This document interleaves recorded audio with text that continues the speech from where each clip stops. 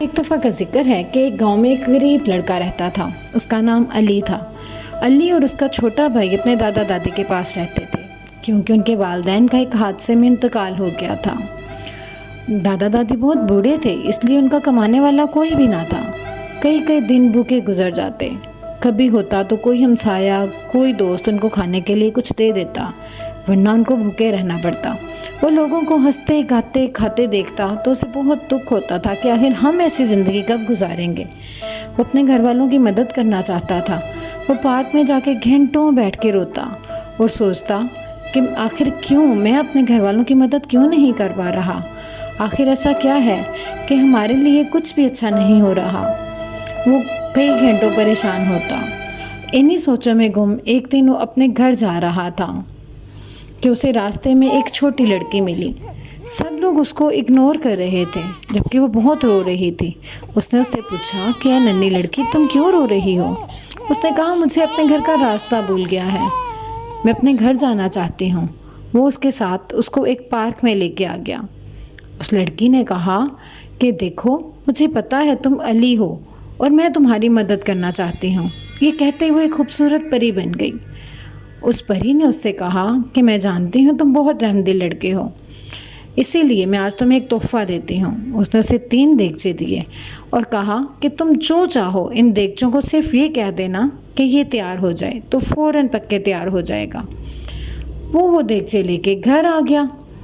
گھر آ کے اس نے اپنی دادی ماں سے کہا کہ یہ دیگچے میں اس طرح سے ایک پری سے لے کے آیا ہوں۔ دادی کو تو بالکل یقین نہیں آیا، لیکن اس نے جب ان کو بتایا کہ اس طرح سے مجھے پری نے کہا ہے کہ میں تمہاری مدد کرنا چاہتی ہوں، تو دادی کو یقین آیا کہ ہو سکتا ہے اللہ تعالیٰ نے ہماری مدد کے لیے ایک ذریعہ بنایا ہو۔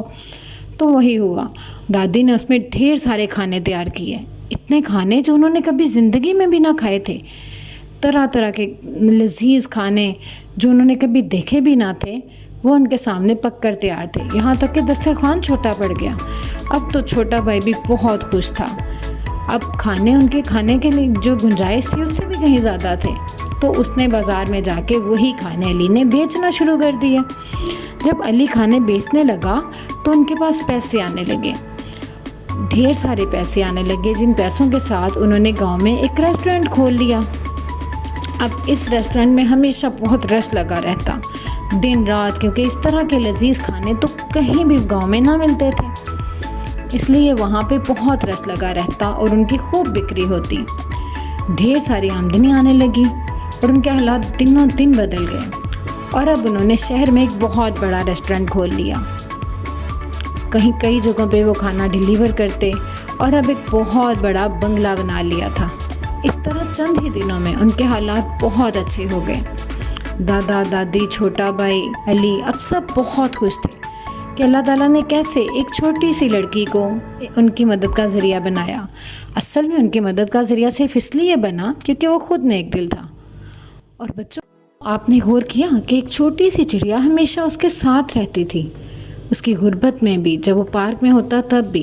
اصل میں یہی چڑیا تو وہ پری تھی جو اس کی مدد کرنا چاہتی تھی، جو شروع سے دیکھ رہی تھی کہ وہ کن حالات میں رہ رہا ہے۔ تو بچوں، ہمیں بھی دوسروں کی مدد کرنی چاہیے تاکہ اللہ تعالیٰ ہماری بھی مدد کریں۔